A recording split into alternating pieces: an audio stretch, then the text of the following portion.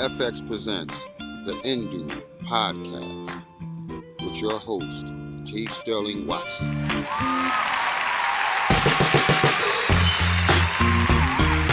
Good morning, Indubians. I'm T. Sterling Watson. And I'm Kortney.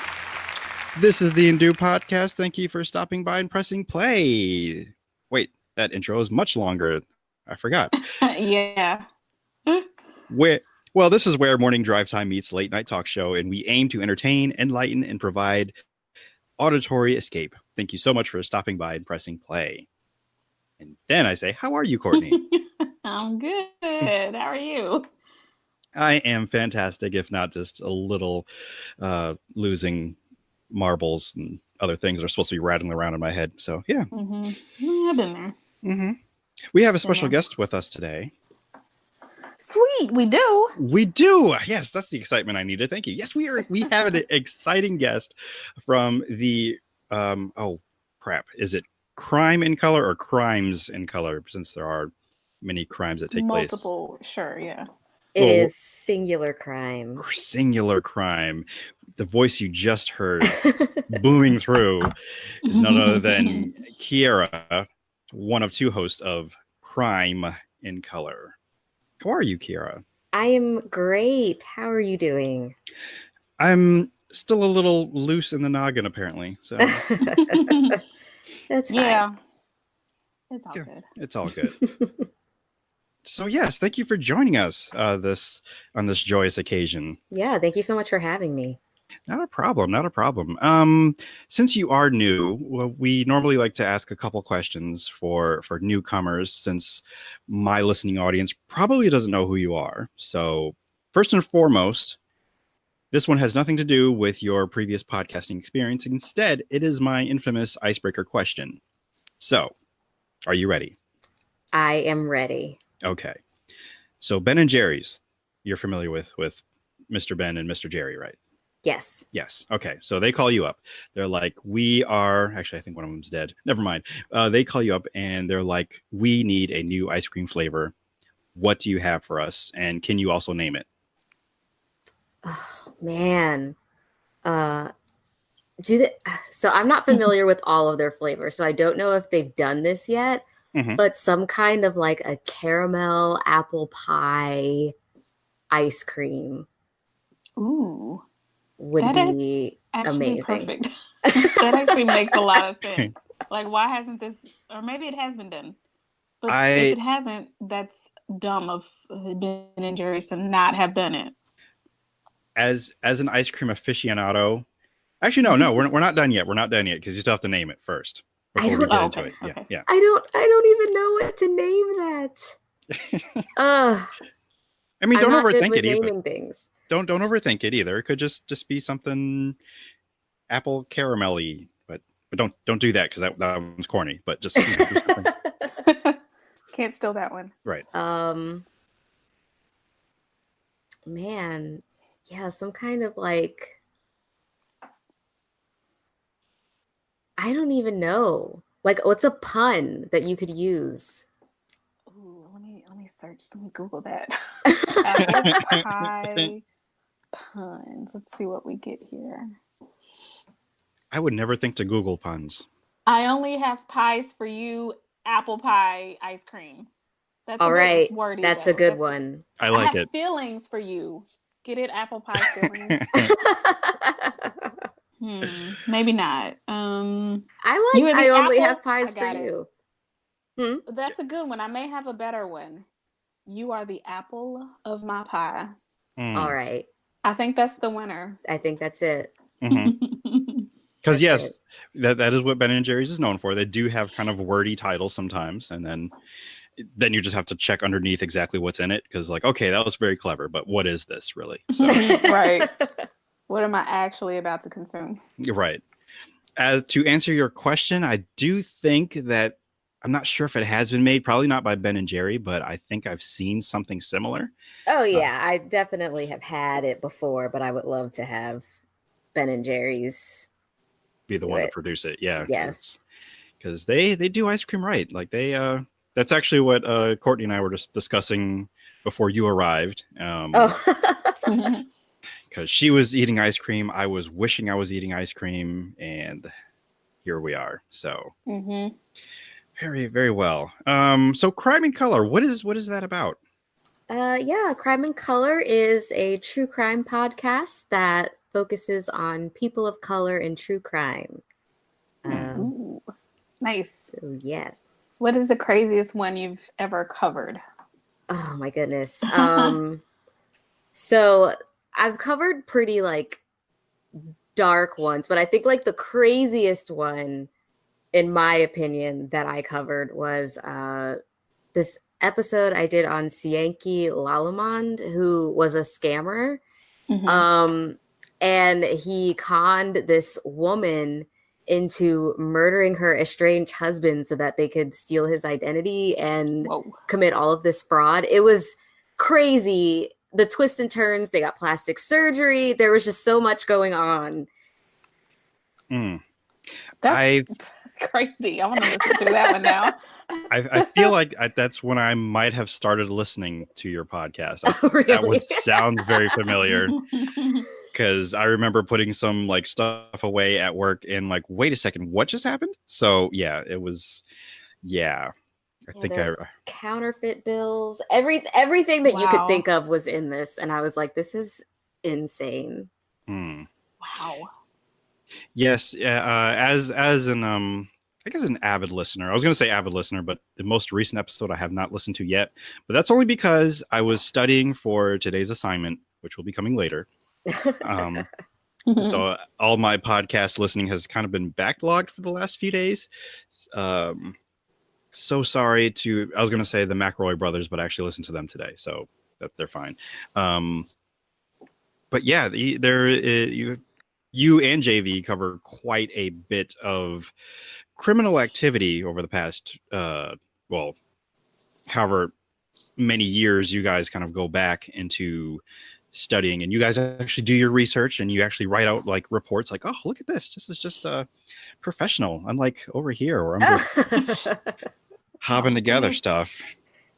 It sometimes towards the end, I get very lazy and start doing like bulleted lists and like shorthand because I'm like, oh, I don't feel like writing anymore. And yes, you are correct that a lot of them tend to get pretty dark, because I've found myself like, wow, I need a flashlight for like my mind just to get around the rest of this case. Like, it just feels like everything, all the criminal activity that was happening must have happened at night, because it's just as dark as it can get.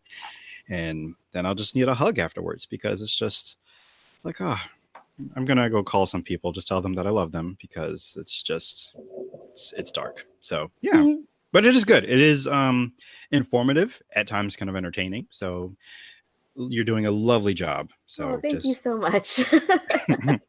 Can't wait to check it out. Yes. So in a related to crime and true crime, I recently saw the movie Once Upon a Time in Hollywood, which is based on the true crime of the murder of Sharon Tate and her friends. But this is a revisionist history movie, much like Inglourious Bastards. By Quentin Tarantino. Sorry, I forgot that little caveat there.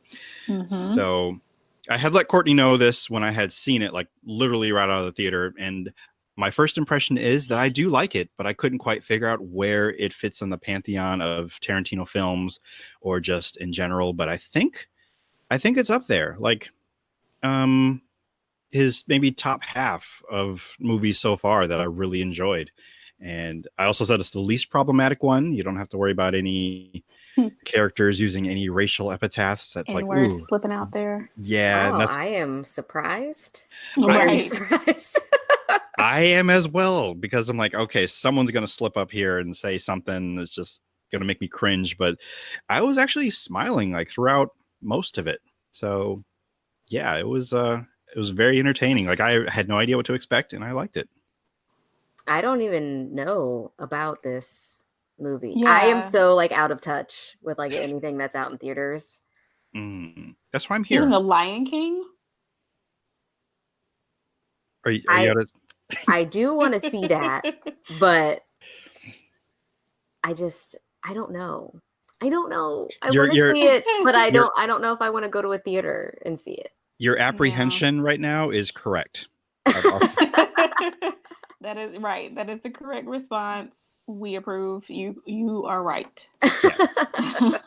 You're right for being cautious. You're right for even considering wanting to see it. But I feel like you should see it, so that way you can report back to us your thoughts. Because I mean, we had thoughts. We discussed it last episode, but it was so far it won the okayest award of 2019. So okay, yeah, but I don't know anything about this movie. This what's it called? Once Upon a Time in Hollywood. Yes.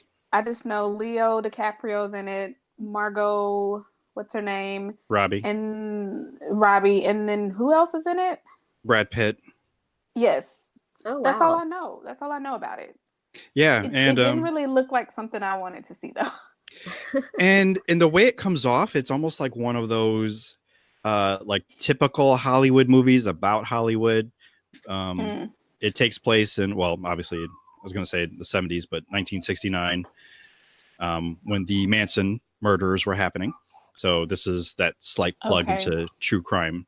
Hint, hint, nudge, nudge, Keyerra. So, but because I mean, I'm familiar with that story, so I'm like, oh, well, let me see his take on it, and I really quite enjoyed it. And it had less to do with the actual murders, and more to do with Leo's character, who was basically a washed up TV actor still trying to survive in Hollywood. And Brad Pitt plays his stunt double, who he also kind of employs as like his handyman and just his driver. And you can really tell they have like a bond and a friendship. And I was reading trivia notes again before the show, because I'm like, okay, I didn't do any like after show research like that I normally do, or after movie research. So they really did enjoy working together, and looking forward to doing another movie together. I would happily see them do another movie together. So it was actually pretty good. Like, I was really entertained. This is another movie that tends to clock in over 2.5 hours, but Whew. I know. And wow. I was only conscious of the time because I was a little tired. And it wasn't because of the movie. It was just I just got out of work, so I'm like, okay, I can make it through. And I almost regretted not getting like any popcorn or snacks to help keep me awake. But it was good. And like I said, comical at times because Leo does his thing. Actually, they all do. They all did really well. There's more actors, like famous people, in this movie, and then famous people acting as famous people back from that time, like Roman Polanski and some Steve McQueen. And I don't know, it was just and there's Luke Perry's in this movie. This is his last film before he passed away. He filmed a role in this. I do not know what role he played. Like, this is making me actually want to watch it again so I can find all of these people. But it was really good. And yeah. I'm not quite sold. Okay. Might have to be one of those ones where I just like catch it on Netflix or something. And I wouldn't be mad at that either, because it did also feel like not like a movie, but more of like a film. Like, some nerdy movie buffs like myself, like, oh, this is a film for I want to say for like the intellectuals, but not really. It's not that deep. But those who know Quentin Tarantino, he's like a walking encyclopedia for film. So a lot of his knowledge is incorporated within this movie. And if you have a eagle eye, you'll catch like all these subtle hints to things that he's aware of that he just wants to, put in his movie. So, and yeah. Okay. I hear you. And I'm also speaking to the Quentin Tarantino either fans or just the people who are iffy about him because of his past work. That for me is what was a little different, because it was mostly linear, unlike Pulp Fiction, which jumps around in different time throughout the movie. And Inglourious Bastards, I really don't remember that well. I've seen it once, and I'm like, meh about it, because I think there was just this oversaturation of World War II films at the time. Oh, yeah. So, yeah. And Jackie Brown is the movie I remember the least, so I don't exactly know how I still feel about that. Reservoir Dogs, it is what it is, like ultra-violent. That's one of the ones that may be cringeworthy at this point, kind of going back like, ooh, they said all of that? Ooh, yeah, even though it's about a heist, but you never see the heist, so that's fun. So you never see the heist? And Reservoir Dogs, no, you don't. It's a heist gone bad, and then the fallout afterwards. Ah, okay, gotcha. Yeah, I've never seen it. Me either.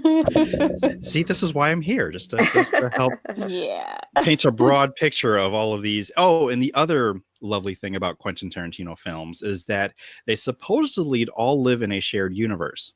So really, there's a possibility of some of these characters kind of are either related or somewhat connected to other characters within other films. So now you know how I love that. What was that?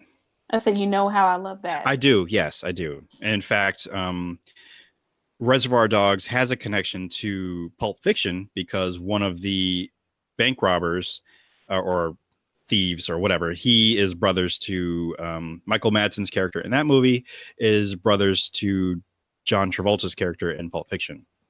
So, oh, wow.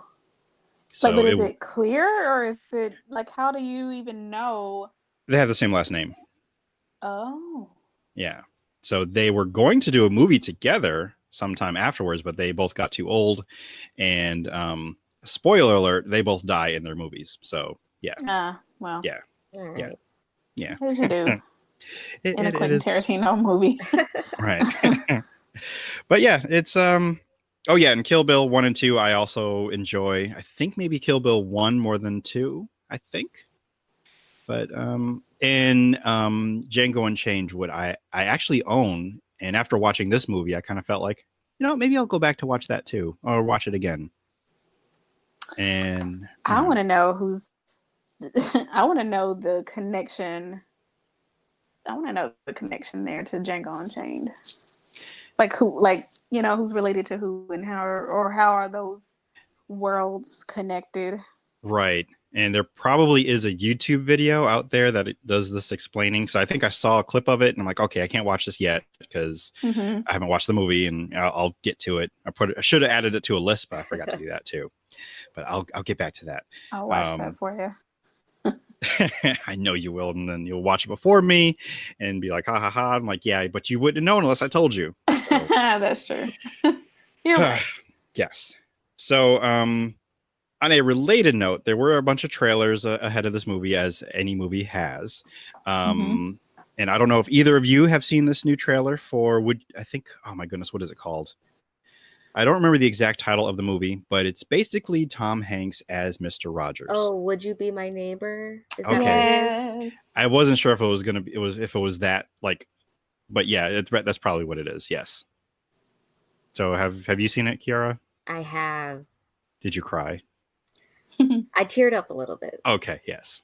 That is the correct answer, because this was my second time seeing it, and I'm like, how dare you, Mr. Hanks? How dare you, Mr. Rogers? I never would have thought Tom Hanks as Mr. Rogers. Me either. Now that I see it, I love it. It's perfect. Right. Now you can't unsee it. I feel the same way. He would not have been my first choice, maybe even second or third.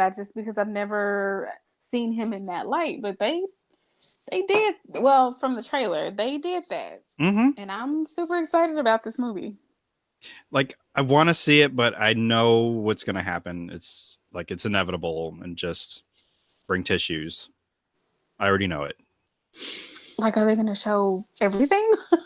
Can they just do a highlight reel of his life and only the highlights and the low lights? I don't need to know, I want to see the bad parts, his mortality. I mean, the way that it looks like it's shot, like there's someone who's going to profile him, and it looks like it's taking place in current times, or at least the last few years of his life. I'm not sure. I'm really not sure, but just it really kind of hit me watching the trailer. Like, wow, he really did like affect a lot of people and just inject kindness to the world. And it's like, oh, I have to do stuff to make him proud. And I know. So on a related note, on a PBS related note, I decided to add Bob Ross back into my self-care regimen. Oh my goodness. And it made me wonder, and I really didn't do the research, and I feel like it must exist. There must be some video of Bob Ross and Mr. Rogers like hanging out either on any one of their shows. Like, oh my gosh, there has to be the power that has. Right. I know. Ultimate power couple of like extreme kindness and genteel just talking and like ultimate soothingness. Like, I just want to, we're all friends and neighbors here, and there's just no violence, there's no war, it's just peace. My old coworker used to watch Bob Ross on Netflix on her computer while we were in the office together, just to let the day go by. I was like, you know what, I need to get on your level. Right. Just makes you want to just pull out a paintbrush and just just paint a couple of happy trees, which, oh my god, it's just so magical how he makes these paintings just so effortlessly. And he's also so encouraging to you that you can do it too. It's like, yeah, whatever, make a decision.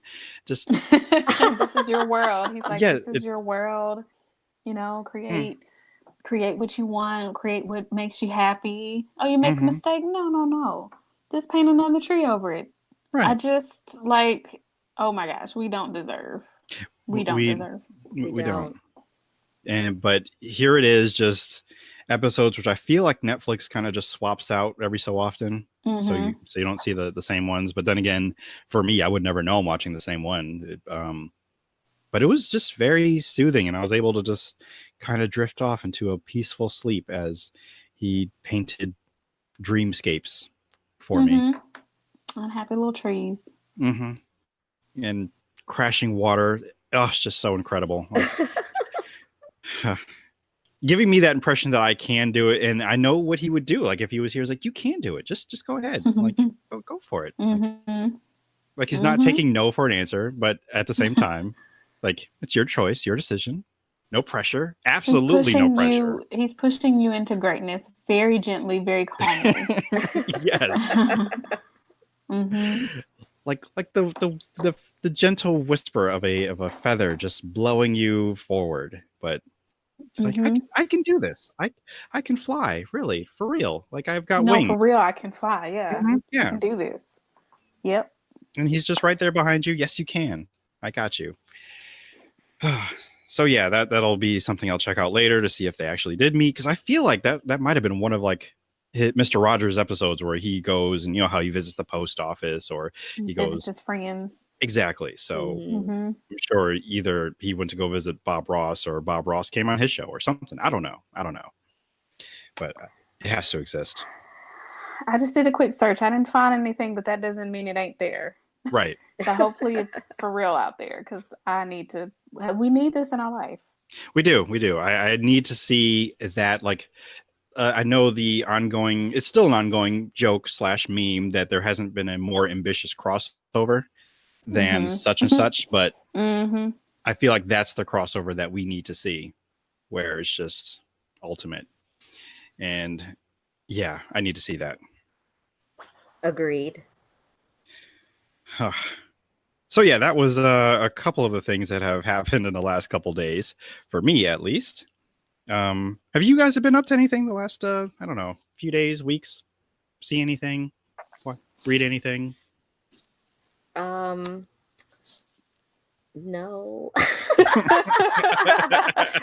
Okay, so oddly enough, I have been watching a lot of documentaries on the band Korn. Okay. Wild. I love them as human beings. All right. I really do. And specifically the guitarist Brian Welch. I watched a documentary about him leaving the band to raise his daughter, and then and also getting clean from drugs, and then after going through all of this spiritual change, getting like therapy for him and his daughter, happening to run into the band again at a music festival, and then joining the band again after performing with them for the first time in 7 years. Wow. It was a really good documentary just about that, his whole process of like getting clean, and he needed to be there for his daughter, and the only way that he could stay alive and make sure that he was there for his daughter was to leave the band. Wow. Okay. I'm actually sold now, because right. I'll watch that. I am familiar with Korn. Like I didn't grow up listening to them. Like my best friend did, and I was aware, and then he would play it. I'm like, okay, whatever. And then and just aware of them, but I really didn't know any of that at all. And I think they just popped up recently. Did they just come out with some new music? Yeah, they have a new album coming out in September. I'm a Korn fan, so I have this weakness in my heart for metal. I don't know why. It's because it's amazing. That's why. I suppose I'm not a big fan of it. I do appreciate it for what it is, because I have listened to it again, like my friend, my roommate in college. I didn't have a choice, actually, because he would just play whatever. So I had no idea what I was listening to. I'm like, okay, all right. I'm gonna go get some food now. But it, at least it wasn't country music. So yeah, there. Oh my goodness. I took a stab at that. You know, I have some country faves. I do. Because the area that I grew up in, I listened to country. When I was younger. Is where I went from country to like metal. Very quick. I don't know what the connection, the common denominator of that would be. I was gonna say guitars, but like no, because there's totally different guitars going on. The voice, maybe. The voice is used in all of it. Well, when I think of metal, I'm just thinking rah rah rah, and you don't hear that in country music. It's more twangy than that. Yeah, sometimes it depends. But again, this is my very limited scope of metal music. So. Oh yeah. Yeah. So. I'm not the best person to find the correlation between the two genres, but is there metal country? Does that exist? I think there probably is. There has to be. Yeah. There's everything. Kortney, you don't have to Google that right now. That's fine. No, I was gonna leave that one to y'all. Just checking. I want to know, actually. Well, I mean, when you first said that you were watching documentaries, I'm like, okay, this seems on brand so far for you. And then you went to Korn, which I didn't know you were a fan of, but I'm not surprised. So I'm like, okay. But yeah, it makes perfect sense. And I like a little bit of everything. I can see that. And Kortney, have you been watching anything other than Letterkenny, which is not a problem? Well, finished Letterkenny, and then I had to stop because I am in revisions for my book. So I'm not really watching. Well, what I am watching is either repeats of other stuff, so I don't like spend a whole lot of time with it, or my latest obsession has been van life. So van life is basically tiny house living, but you're in a van, so it's even tinier. What? Yes, it's amazing. And you can spend hours and hours and hours watching videos of like van tours, how they've converted, they call them a van build or just a build, where they customize their space to fit their specific needs or desires. And it is so fascinating. This sounds so fascinating. Like everything that I need in my life and more. I love tiny house living so much. I want a tiny house. Me too. Before I built the house that I have now, which I love it and I'm very grateful for it. Like I seriously considered, doing a tiny house, and so I researched what it would take, and I researched basically everything I could about it, and it worked out to where I was able to get my current house, and best decision. But I still love the tiny house movement. I love the tiny house lifestyle. I still even try to, even though I have a bigger house than a tiny house, I still try to incorporate some of the tiny house like minimalism? Ideologies. Yeah, like minimalism and using every bit of your space, not being wasteful just because you have more space, that sort of thing. And so van life kind of takes it even more. I hate to say it to the extreme because it's not a bad thing. It's just, but it's even more, can be even more minimalistic and even more conscious of the space, because a tiny house, you're a lot. Some of the larger tiny houses, you can have 100, 200, 300 square feet, which is small, but it's normal average size.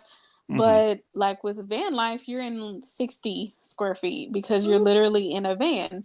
Down by the river. Sorry, I couldn't resist. Well, and that's the cool thing about van life. I know you're being funny, but the cool thing about van life is it's perfect for people who love to travel, or who travel for a living, or who travel a lot, enough to be on the road a lot.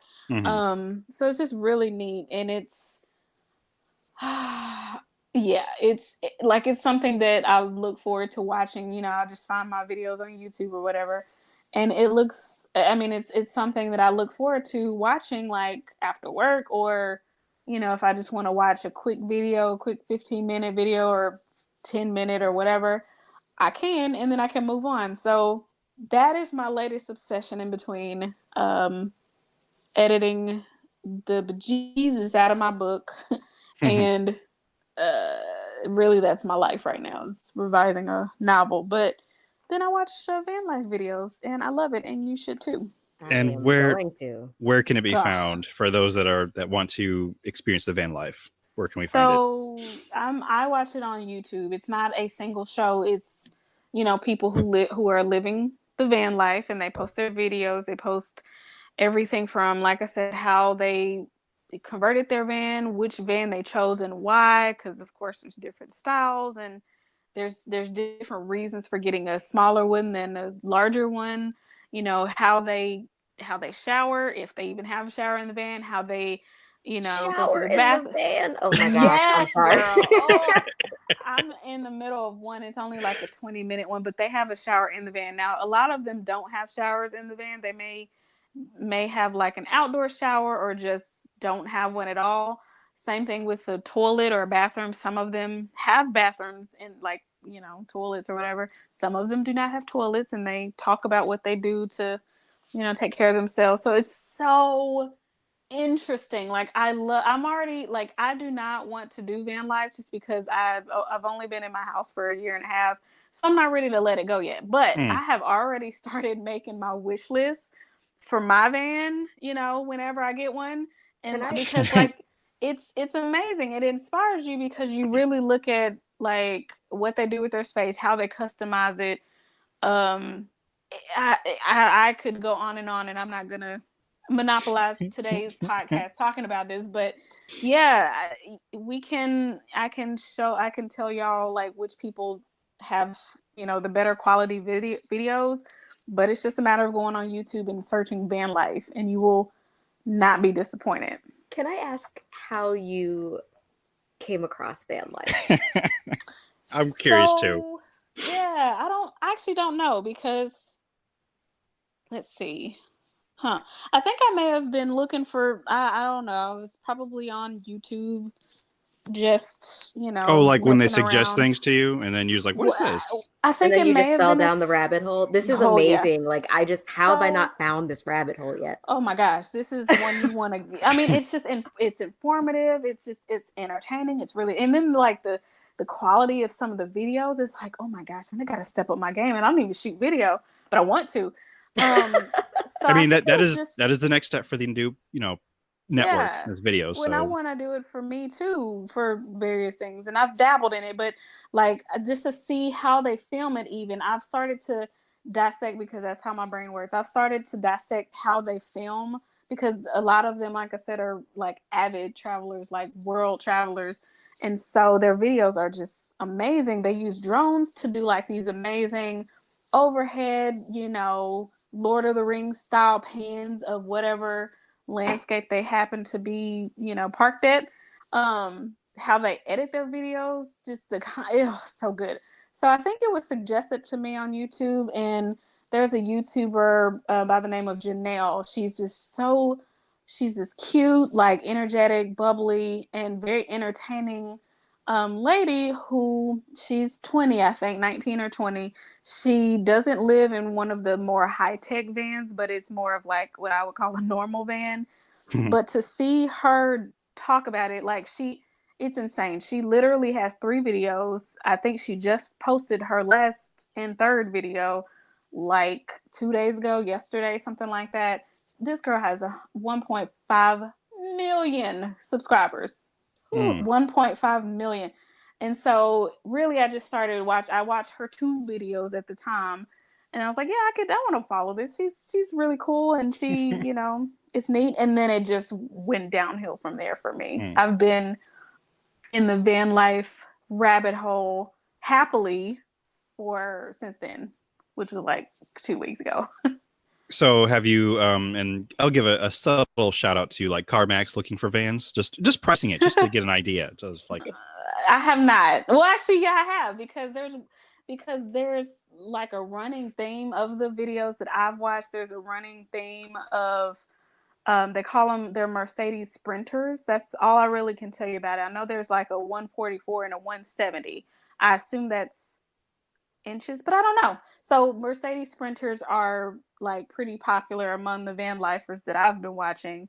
And so I wanted to see what one looked like before they converted it. And I mean, they're just like cargo vans, and I mean, they're not as big as like obviously not like an 18-wheeler or even some of the smaller big rigs, but I guess they're just used for carrying stuff around and delivering stuff. And so depending on your needs, like a smaller one is better you can't really have a bathroom in there, a full bathroom, but you can like find better parking in regular parking spots. Whereas if you get the larger version, which is I think a 170, you can have a bathroom, but parking may be more of an issue. But I mean, it's just so cool. It's so cool. Well, continue your research, because I'm just going to put out in the universe, because eventually I would like the Indupe to go on tour. So what better way than to tour the country in, I guess, a van that's, tricked out to be lived in. Oh my gosh. It sounds crazy. It sounds a little crazy, but like I said, I was already into the whole tiny house movement.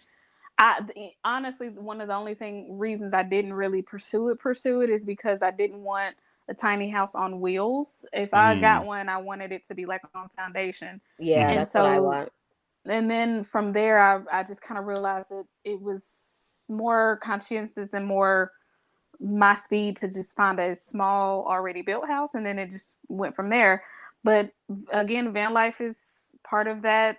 It's just part of that culture. It's just slightly different because they're they're literally living in vans and converting them to be a suitable living space. And it works. Some of these vans are gorgeous. They are beautiful. And they're so like, the hacks that they have is just ingenious, and it's so cool. I love it. Guilty, but not so guilty pleasure. So in case, and one day I'm gonna have to probably hire my my intern again to go through all the episodes of the Indupe podcast and find all the times that Kortney is obsessed with something, because this is just true from like however long I've known you. Anytime you come across something that you truly love and obsess over, you will find everything about it. And obsession is not an exaggeration. I will research it. I will watch there's a lot of videos out there, and I only have a finite amount of time, so I will watch just about every video I can. But okay, I was reading the comments today because that's my new thing. Like, okay, well, what is everybody else saying? You know, who else is doing this? And one comment was like, they just were mentioning how, because layout of your van is very important, because if you can't, you know, store stuff, if you can't put your water tanks places, that's a problem. You're not going to last very long, or it'll be a very miserable experience for you.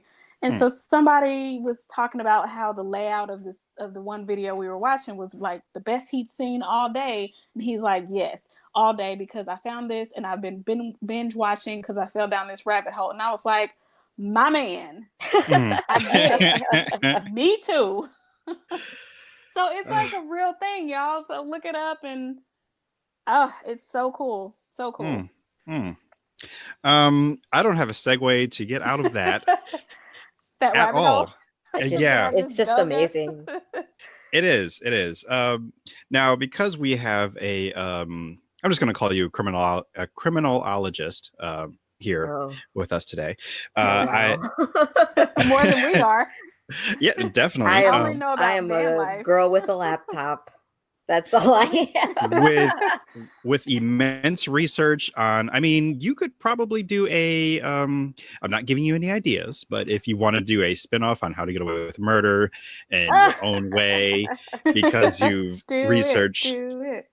No, we don't want her to kill anyone. Oh, because that's what I was going to say. She's learned so much about killing people that she could do it without getting away, or she could do it with getting away, I just need to know how they do it so I can include it in a book. So research, yeah. Oh my goodness. My friend sent me this meme. It's a person like watching, I guess, Criminal Minds or something. And like, they're like, oh, and they would have gotten away with it if they would have done such and such. And the person that's watching the show is like eating like chips and salsa, and they're like, idiot. And she's like, that's you. And I'm like, it is me. I'm that person. Yes. I love it. I can see it. Yeah, me too. So with that, now a proper segue into our Black History fact for this episode. Black History facts. I present to you Stephanie St. Clair. Now, are either of you familiar with her? No. I don't think so. Oh, well, I've even stumped the criminologist. Oh, sorry, I got a little excited. Because what I wanted to do first was just check on Doris Payne to see if she was up to anything anymore, because she's been an ongoing feature. She's our favorite criminal. Yeah, she is. So, she's great. So I am waiting for that episode on of Crime in Color. Hint, hint, wink, wink. Nudge, nudge. So. I'll write that down. Thank you very much. Which I did check on that. Wait, no, I didn't check on the status because they're supposed to be making the movie starring Tessa Thompson. So I didn't check to see how that's going. I forgot about that. Oh my gosh, I completely forgot about that. Right. I will get back to you on that. As for Stephanie St. Clair, she is I almost said Russian mobster, and that's way off. But she is a mobster, American gangster back in the 20s and the 30s. She ran the numbers game, which really just meant betting and taking like horse bets or whatever, but just making money on the side and just running things, basically. Mm-hmm. She ran with people with the likes of Bumpy Johnson, who may be a little bit more well-known. And I ended up going on a minor rabbit hole, mostly just through Wikipedia. I don't do the extensive research that Keyerra expertly does. So I just let me just check some quick facts, because I'm just going to run through this in like 5 minutes. So that is the huge glaring difference between my research compared to what you will find in Crime in Color, where both Keyerra and JV do the real homework and probably get like 95, 98, 100 scores because of all the stuff that they, they do their homework. So anyway, the only time I do my homework. I would never known, because it counts. I mean, you're up there in episode numbers, so you've got clearly enough like homework assignments. Like, here's my portfolio, I suppose. I don't know, would you have a collection of essays or reports? your dissertation. I don't know. Anyway, it's up there. But yeah, Stephanie St. Clair, she lived a pretty good life. Like even around the end of when she retired wealthy. She also did a lot of activist work and put out articles in the paper and advertisements letting people know that, hey, police brutality is happening and you should know your rights. And she was active and I believe trying to advocate for women to vote, I believe at this time, or at least in the 20s. Mm-hmm. So she actually did a lot of work aside from, running illegal gambling things. But I mean, hey, you gotta do what you gotta do. That's exactly what I was gonna say. You gotta do what you gotta do. She at times I think was trying to be muscled out by other crime bosses or crime syndicates within New York, because she ran in Harlem, so she was definitely around the Harlem Renaissance, which is one of my favorite periods in history. I didn't write down the guy's name who she actually, I don't think she married him, but I think she worked with him or worked for him. But he also donated to a lot of not charities, but a lot of poets and writers of that time as well.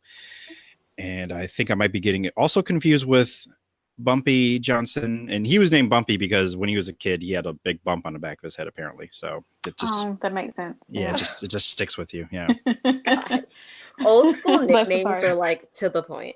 They are. They're brutal, right? Cruel as school children. Just they really gotta Oh, you got a scar on your face? I'm gonna call you Scar. That's exactly what I was gonna say too. Just were you really? Oh, yeah. Gotta be quick, man. You gotta be quick. You gotta be quick. See, I'm too slow, so they're gonna just call me Slowpoke, and that's gonna be my name. Oh, that's Slowpoke Watson over there. He's just too slow. So just terrible. But yeah, Stephanie St. Clair. There apparently is a movie in the works about her life, and back 2017 is the latest information I found anything about it. So I guess it's in development. So we will see. She has been portrayed before in a couple movies, I believe in Hoodlum and in The Cotton Club, which I'm actually very interested in seeing. I've heard about the movie, but I've never seen it. And it has other gangsters, both such as Bumpy Johnson. I believe he's also portrayed in it as well. But I'm interested in checking that out someday. But that sounds cool.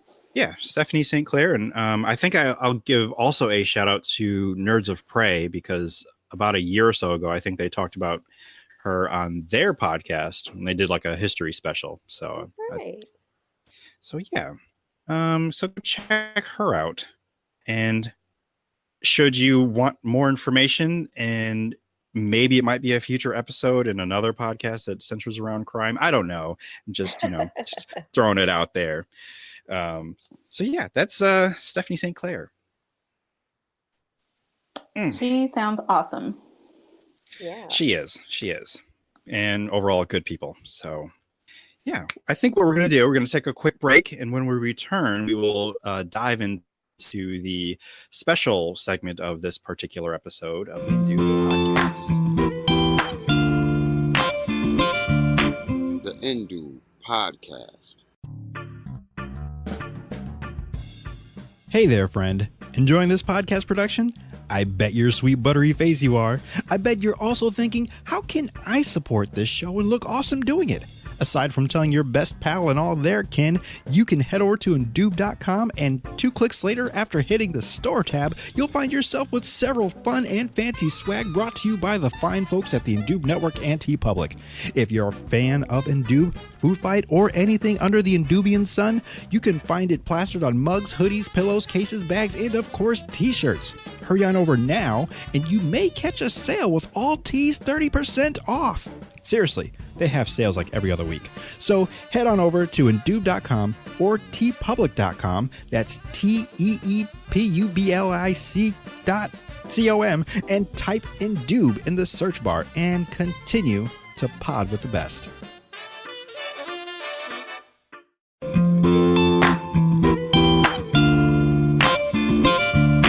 And welcome back to the Indu Podcast. That was such a fantastic break. We learned so much in that vast amount of time that passed. So, So what we're going to do next is I asked my lovely guests and co-hosts to pick out their favorite songwriters and a song that they really enjoy from said songwriter. And specifically, well, for me anyway,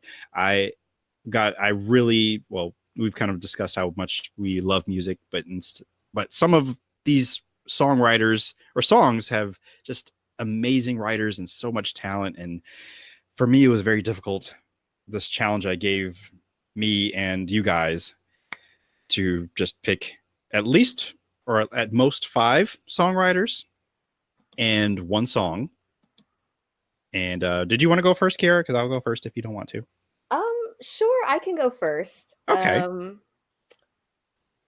All right. So my first songwriter is Jenny Lewis. Specifically when she was in Rilo Kiley. She has done a lot of solo work since Rilo Kiley stopped putting out music. But I don't know, just Rilo Kiley was my favorite band when I was in like high school. Mm-hmm. And I just really, really, really loved them. And the song that I chose is More Adventurous. It's about basically like you don't need marriage to prove that you're in love, kind of. Mm-hmm.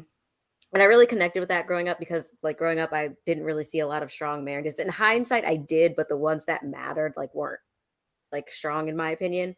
And it just really made me realize like you really need to like actually love the person that you're with, you know? Mm-hmm. But makes sense. The lyric that I love the most is when Jenny sings, "I read with every broken heart we should become more adventurous." And that's my favorite lyric of all time. Wow. See, you really did your research. You pulled out a lyric. I didn't even go that far.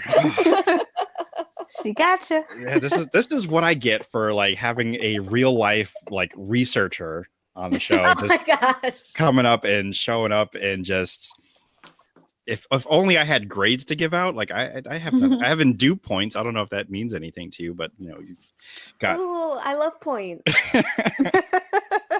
Well, you've got 10 already for your first. How many do you have altogether? 3 3. altogether. Okay. Cool. So. And then my second is a group because I think they do a lot of collaborative songwriting, and that's my favorite band, Local Natives. I love all of their songs. Their songwriting is amazing.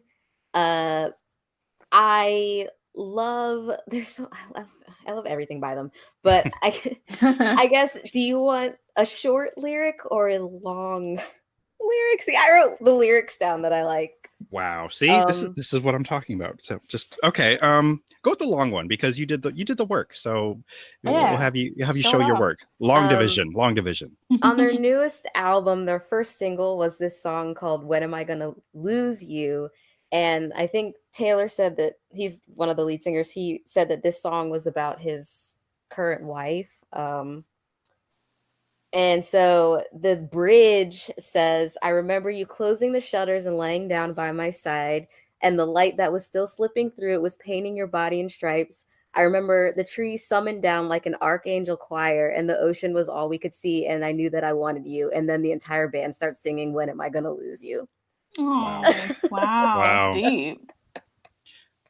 Wow. So, I'm glad I had to do the long one because wow. And like my heart just explodes in my chest every time I hear it. And I'm just like, oh my gosh, I love them so much. And then my last songwriter is Hosier. Because I mean, yeah. Duh. That's it. Almost. I knew he was gonna make the list. I'm just wondering which song you're gonna pick. So Work Song makes me cry when I hear it. I love it. I didn't pull a lyric out because it's really hard because hard. the entire song, each of his songs are just like you can't because okay, continue. I'm sorry, continue. Oh no, I was just gonna say I think if I ever get married, that would probably be my wedding song. I just love that song so much. Like it's just so it's perfect. But that's me. That's all I have. And what was it called? Work Song. Work Song. Okay. It's on his first album. Yes. I'll have to listen to that one. I'm not familiar. Second album came out the weekend of my birthday. I was like, oh. What a lovely birthday present. He did it for you. He did. You know, it was just for you. Now, since we are talking about him, do you have any favorites from that album since it's like still kind of new? Yes. Nobody is my favorite song on the new album. This is, what is it? I couldn't fall for someone I thought wouldn't misbehave or something like that. I love that song so much. The one that I cannot think of the title, so I'm just going to go with the second one, which is probably Movement. Oh yeah. But I mean, again, it's almost like the whole album. It's hard to choose, but I will use that as a segue to go to my list because I also have Hozier as for one of my 5, and I decided to go also with the first album. And I did check out Work Song because I'm like, is this one of the songs I want to use? Like, no, I love all the imagery in this, and that's what I really love about his lyrics. It's just full of imagery. Like he's just painting. Yeah. He is the Bob Ross of music. So the song I chose is From Eden. Oh yes, that was the first song I ever heard by him. Yeah, I just love the images that he portrays, and just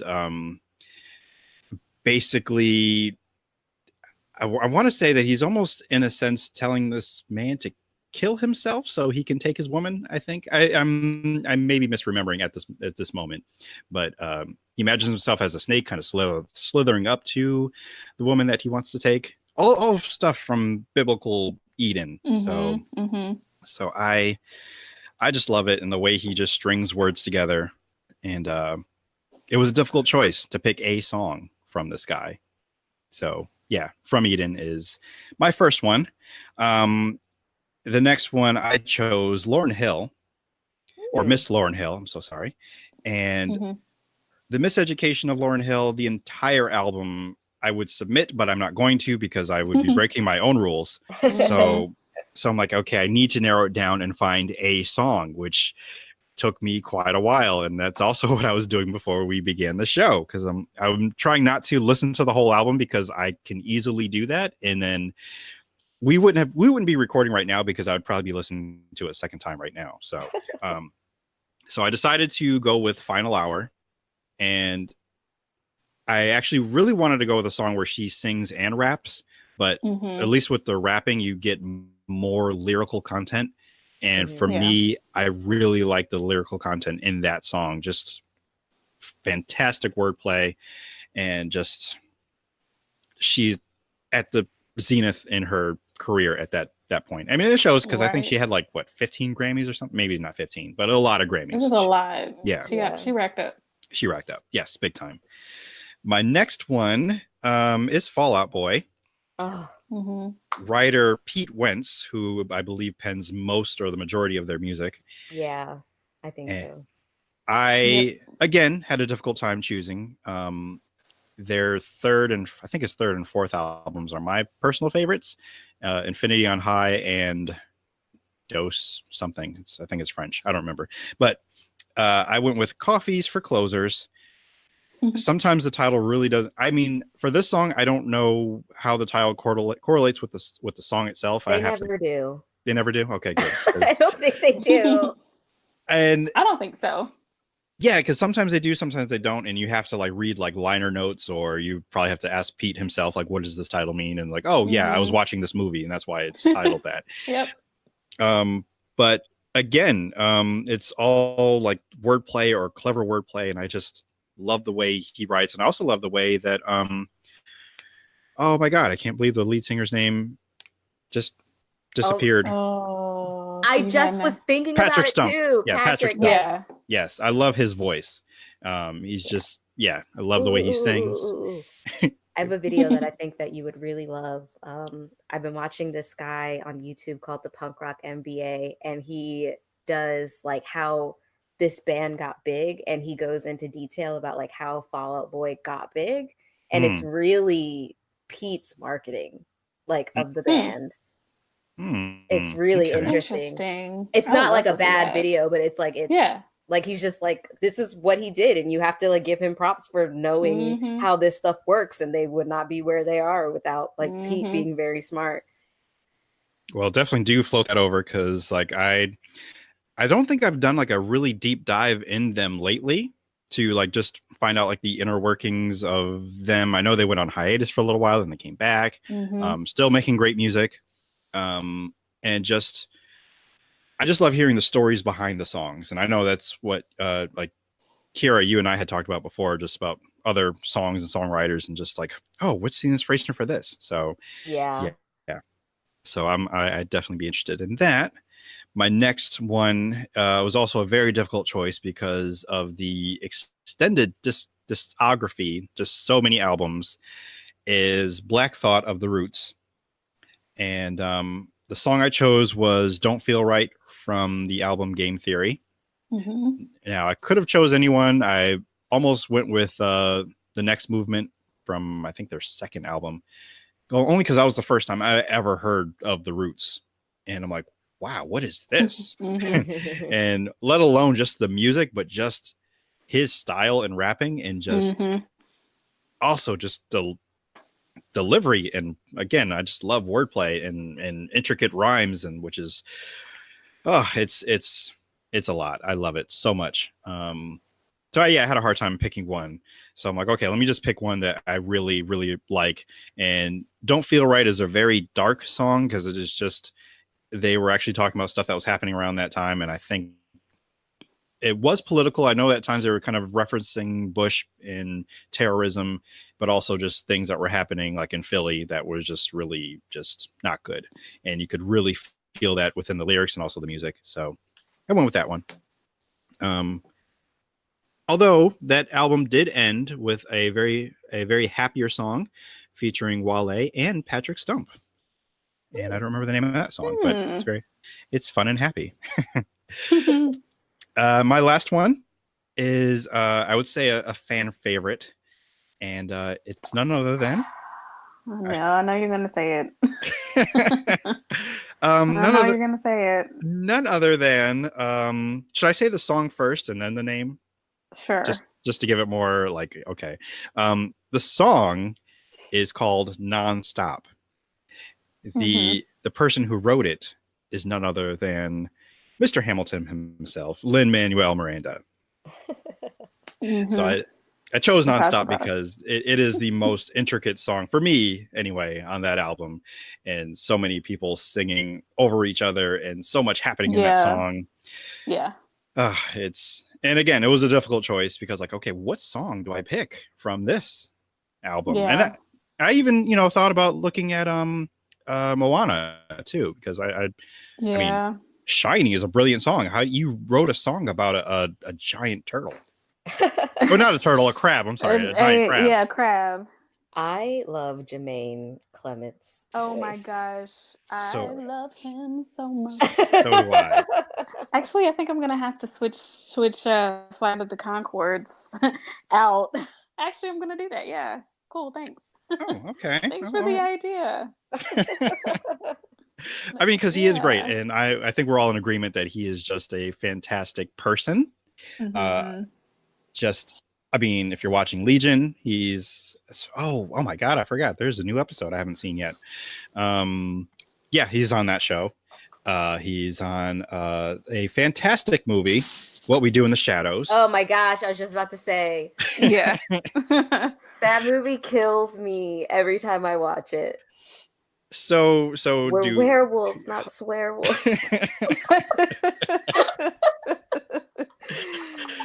It is brilliant. It is a movie that I can watch over and over. Sorry. I just made myself laugh so hard.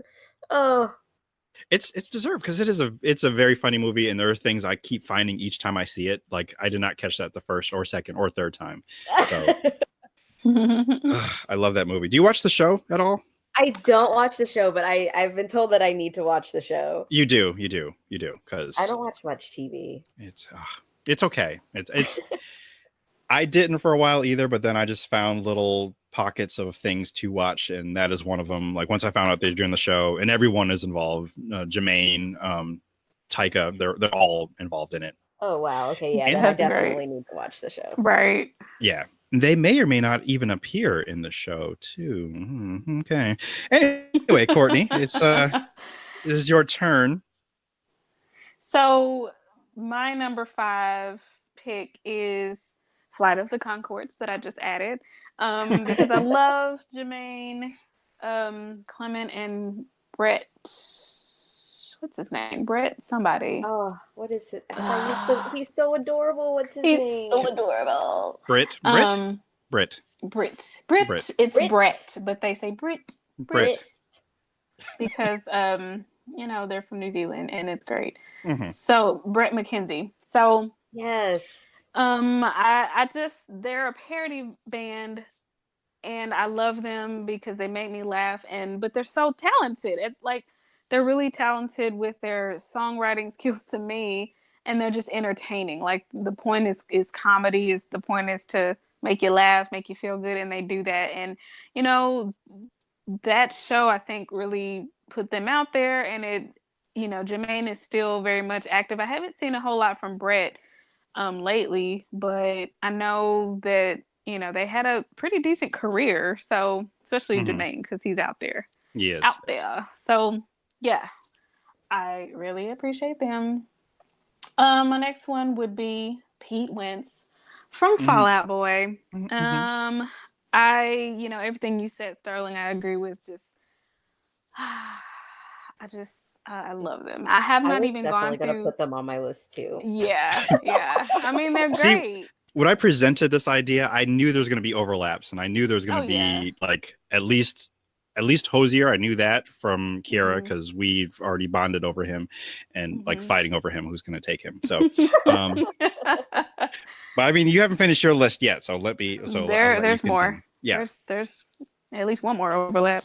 Yeah. So, next one would be Linkin Park, specifically Chester Bennington. Just in memory, of him. I think it's been only a year now that he passed, and it still gets me. It just still is like, oh my gosh. So I've loved Linkin Park since I was, I guess high school. I don't even know, but I feel like they wrote the soundtrack to my formative years. And, even now listening to some of the songs, What I've Done, I think, What I've Done. And in the end, like songs like that it's hard to pick just one, and I'm not going to. But those two songs are ones that immediately come to mind. And I always loved the band's fusion between, hip hop and I guess rap and heavy metal or just metal. And I mean, I've just and just singing, whatever you want to call that. But I've just always loved their style and I always loved their fusion. They make me happy. Great. I would also like to go back to Fall Out Boy because they did a remixes album that I freaking love.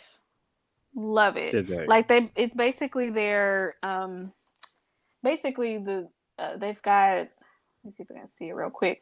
They just got some remixes on there. They've got several rappers and just different folks remixing their original songs. That's right. Yes, you're right. I remember it. Yes, I've heard this. Yes.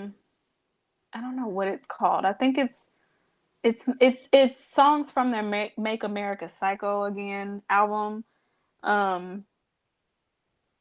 And I guess that's the title of the I guess the remixed album is just Make America Psycho Again remixes or something. But it's great. Check it out. And so my next songwriter would have to be Hans Zimmer. So he's a composer. He composes for films and probably TV shows, but I know him from his films. Like he's done Transformers. He's composed Pirates of the Caribbean. I think for Pirates, I think he did like the first 3. I don't know about the last 2. I don't know much about those last 2 movies. I don't even acknowledge them. So I know he's done. Know there were more than like 2. I keep forgetting there's a 5th one. So yeah, it's okay. We don't even need to discuss it after the 3rd. And really, the 3rd is questionable. So, but anywho, don't forget, there's also a 5th Transformers movie before Bumblebee. What? So yeah. I don't think. Well, I think I knew about the 4th one, but geez, Transformers movies. I thought we stopped at 3. Right? Yeah. I mean, it's getting out of control now. I feel like I want to defend what is it, Age of Extinction. That's a shame I even know what it's called. I don't even. Yeah, you lost me. And the last one one is that? That's the 4th one. The 5th one is like The Last Night, I think. Enough. However, it's starting to end up like Avatar, and I know the other Avatars aren't out yet, but I know that's what it's going to be like. Like this. I'm just not interested whatsoever. But I will say, in defense of Bumblebee, that movie is actually really good. So it does stand apart. I'm letting you know from someone who knows that these films are delicious. They're delicious trash. I'll put it that way. This one actually has good in some substance, and it's like, okay, this gives me good hope for like my childhood. So there. I just wanted to defend that real quick. I'm sorry. Okay. Carry on. No problem. So after the couple Transformers movies, or outside of the couple Transformers movies, a couple Pirates movies, he composed Inception, which is probably my favorite film score. I really love film scores as it is, but especially Inception, it was just really good, and I love the movie, so I'm a little biased with that. Didn't he also do the Dark Knight trilogy? He did, and it was amazing. And Lion King, I love it. He did both Lion Kings, the original and like in 94, whatever. The original Lion King and this one as well. Which really, I don't know that there was any new. I don't know if there's any there wasn't new much composed. I think they may have just like used his original score, but regardless, he now has credit for both. So that's pretty cool. But I just love his style. It just seems like the movies that he composes for are always up my alley.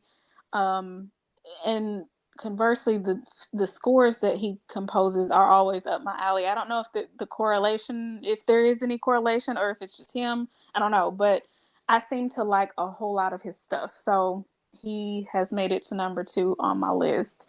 And number 1, we've got Mr. Lin-Manuel Miranda of Hamilton fame.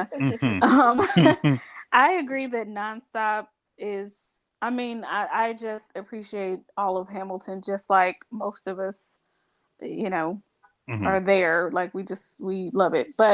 And I do appreciate Nonstop because you're right. It has probably one of the best mixes of everything. Like it has rap, it has singing, like layered Broadway style singing. It tells a story, of course. It's just very, very lyrical in many different ways. But callbacks to other songs too, and just callbacks everything. To other songs.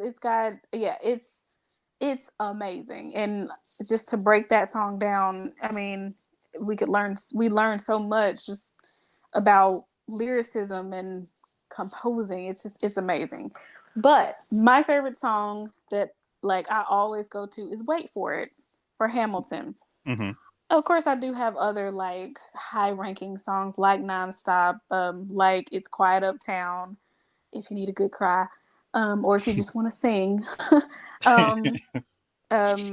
What's that one that David raps really, really fast, and it's like it broke history? What's it called? Guns and Smoke. Yes, Guns and Ships. Guns and Chips. Guns and Chips, y'all. Guns and Chips. Anyway, so that's Guns and up there. Smoke. Wow.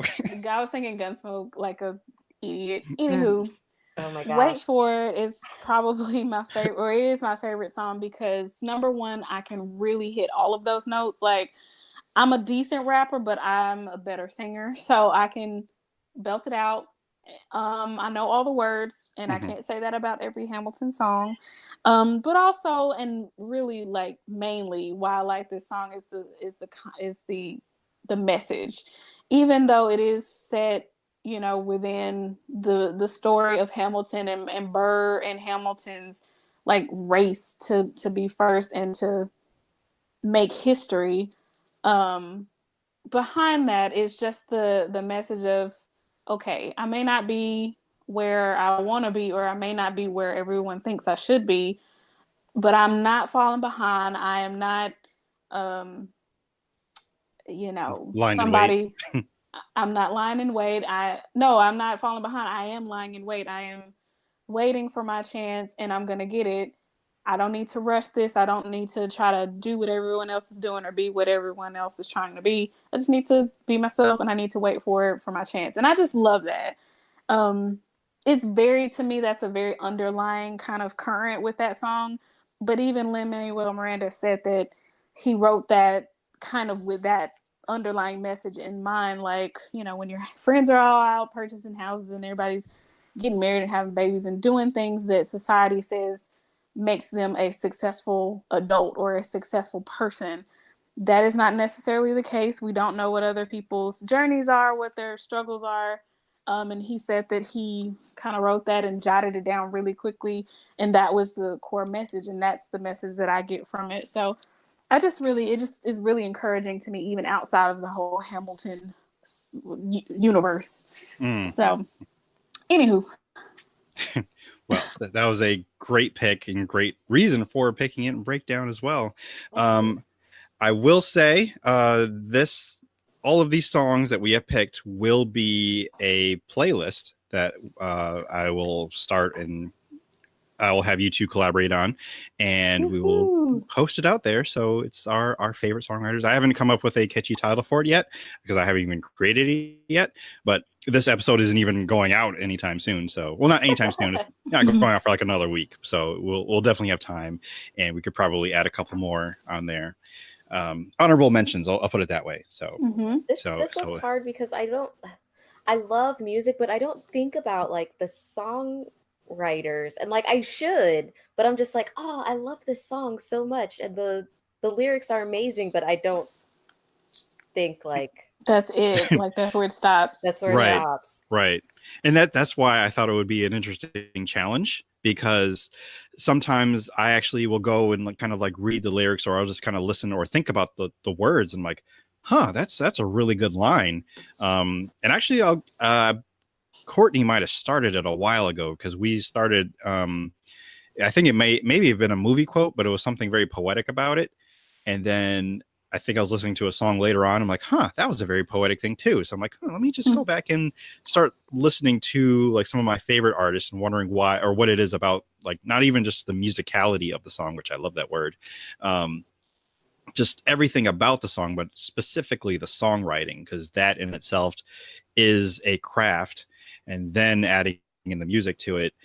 And it's just a whole work of art, but it all starts with the writing of the song and the lyrics. Yeah. So like I wanted to pick artists that like I continuously listen to.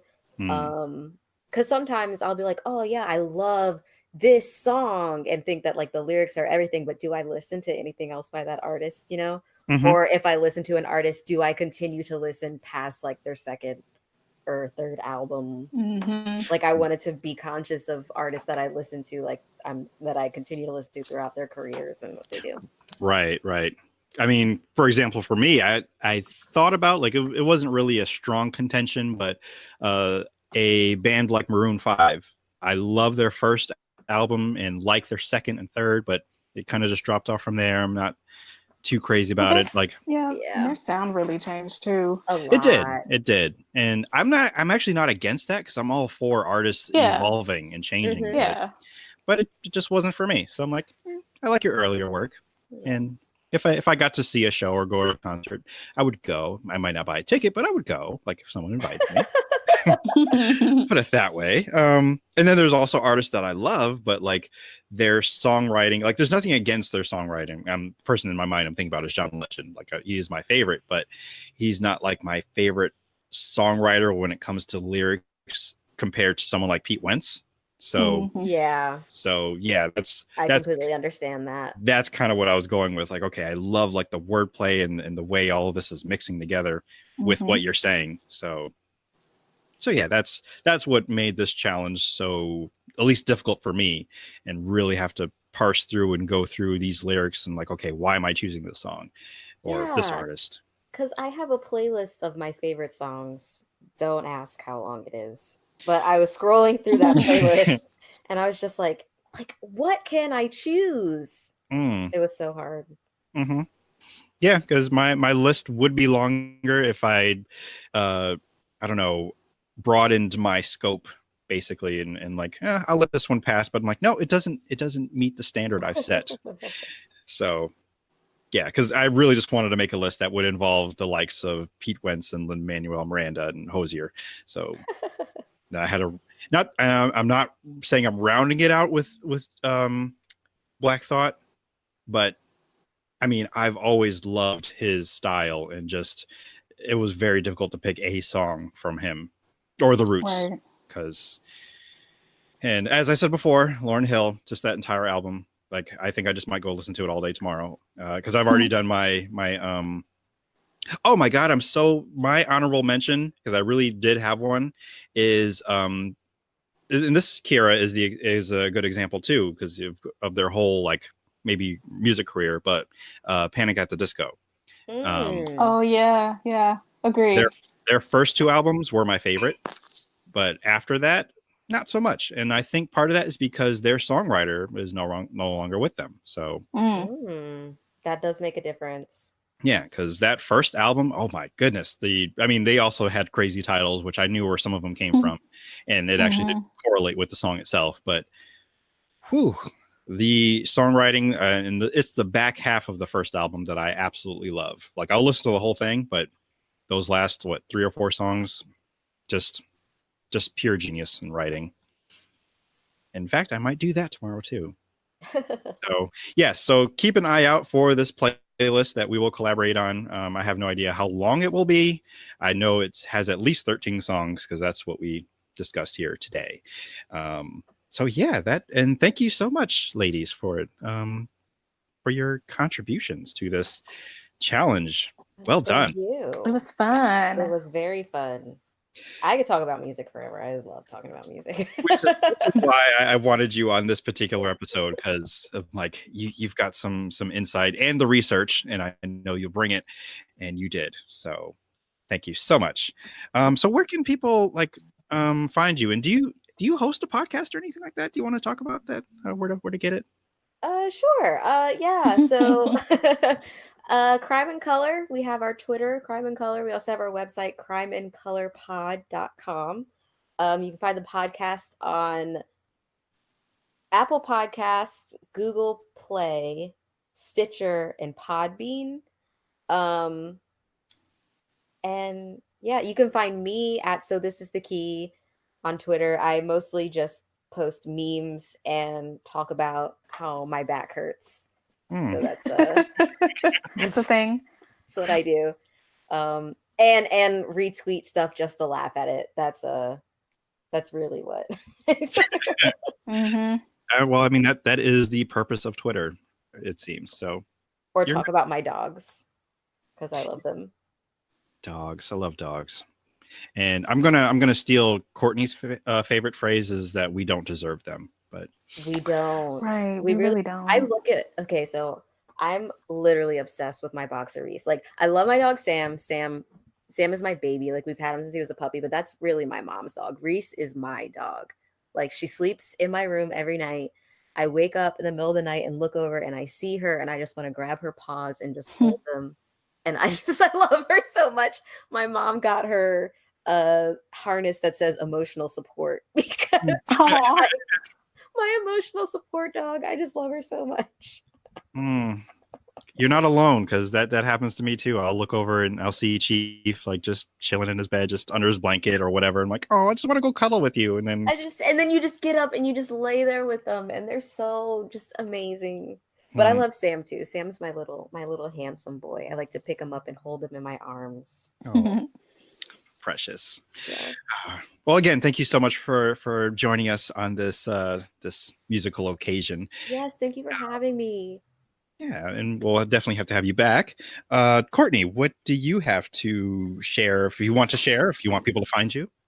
Sure. People can find me at the Twitters or on the Twitters at I am Kay Hinton, where I will be tweeting about anything from hashtag van life, or even hashtag bus life, because bus life is the next rabbit hole that I'm falling down into.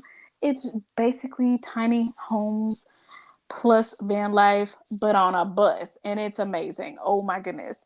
Or about the woes of revision doldrums. And really that's all I'm tweeting about, or retweeting. Retweeting, I'm just, whatever cool content is coming down the TL. But if I'm tweeting, it's going to be about one of those two things: book revisions or hashtag van life. So if you're not into that, stick around. It may change, it may not. We'll see. Or whatever your next obsession might be. So yeah. Right. Exactly. Yeah, because that it does tend. It happens with all of us, because once we fall down a rabbit hole, like, okay, this is my new thing. I'm adopting this. This is mine. Oh yeah, that was me with corn this weekend. Yeah. I don't think I had anything that I recently discovered, but I'm sure that'll change soon. I've actually been on, as of this recording, a bit of a Twitter hiatus, so I haven't been tweeting as much, although I have been considering kind of embracing Instagram a little bit and maybe doing my design challenge, and maybe wear one of the t-shirts that I've designed every day until I run out, which I have maybe 10 or 15 of my own shirts. So I may do that. We'll see. Or rather, you will see that pop up, and it does come up on Twitter. So we'll see.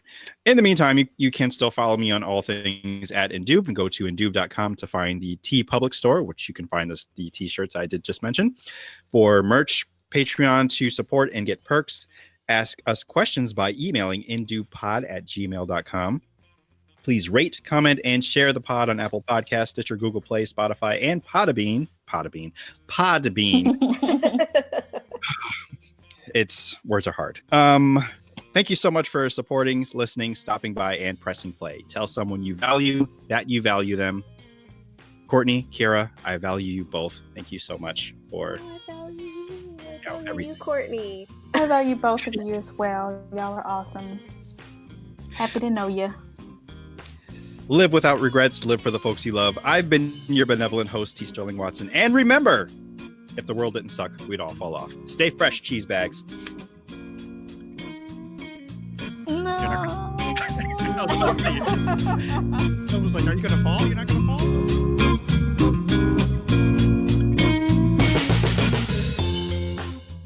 The Indube Podcast is recorded in a studio somewhere on planet Earth. The Indube Podcast is part of the Indube Network. And if you'd like to get in contact with the Indube Podcast, please email indubepod@gmail.com. That is indubepod@gmail.com.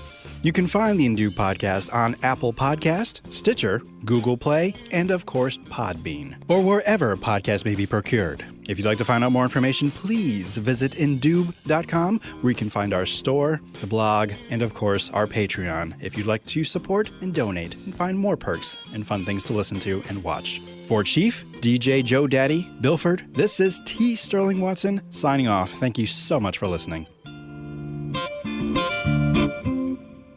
Use your words, Chief. Good boy. This has been another 3SFX production.